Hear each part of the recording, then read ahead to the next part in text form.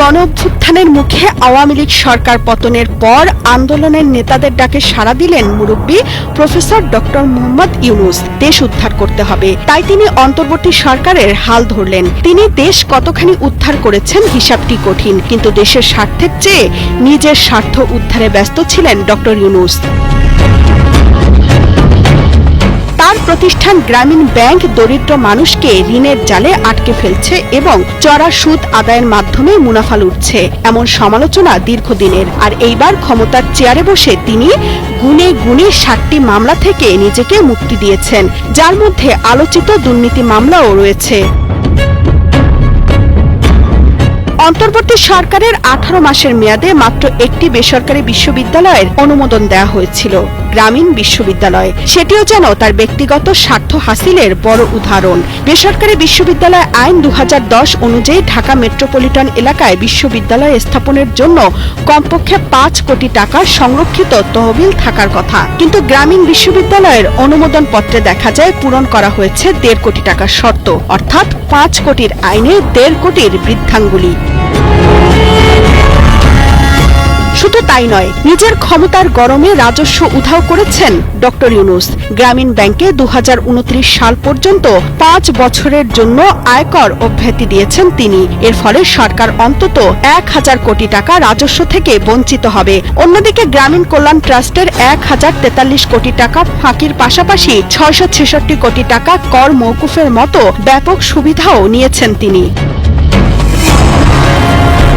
এছাড়া গ্রামীণ টেলিকমের জন্য ডিজিটাল ওয়ালেট লাইসেন্স প্রদান এবং গ্রামীণ ব্যাংকের সরকারের শেয়ার কমিয়ে প্রতিষ্ঠানের নিয়ন্ত্রণ বাড়ানোর মতো পদক্ষেপ নিয়েও প্রশ্ন উঠেছে। তার ই ওয়ালেট লাইসেন্স অনুমোদন এবং জনশক্তি রপ্তানির লাইসেন্স প্রাপ্তি অস্বাভাবিকভাবে দ্রুততায় সম্পন্ন হয়। অন্তর্বর্তী সরকার দায়িত্ব নেওয়ার কিছুদিন পর যখন দেশে বন্যা শুরু হয়, তখন প্রধান উপদেষ্টার ফান্ডে টাকা জমা দেয় অনেকে, কিন্তু সেই টাকা কোথায় খরচ হয়েছে সেটি নিয়েও রয়েছে সন্দেহ।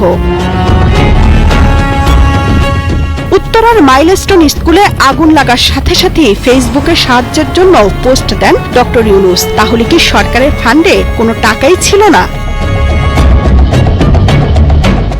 বাংলাদেশ করোনা মহামারী মোকাবেলায় সাফল্য দেখালেও এখন হামে অনেক শিশু মারা যাচ্ছে, যার বড় কারণ হিসেবে অভিযোগ উঠেছে অধ্যাপক ইউনূসের আমলে টিকা চুক্তি বাতিল করা হয়েছিল। আর স্বাস্থ্য মন্ত্রণালয়ের টাকা কোথায় গেল সেটিও এখন প্রশ্নের জন্ম দিয়েছে।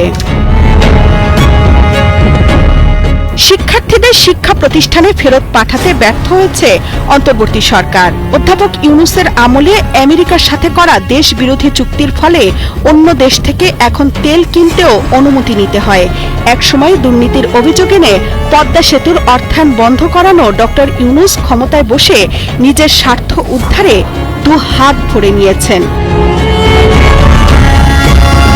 মিথ্যা প্রতিশ্রুতি মানুষের স্বপ্ন ভঙ্গের বেদনা আরো বাড়ায়। প্রফেসর ইউনূসের প্রতিশ্রুতি অনুযায়ী মিয়ানমারের নয়, রোহিঙ্গারা এবার বাংলাদেশে ঈদের নামাজ পড়েছেন, কিন্তু সেটিও ছিল বেদনাময়।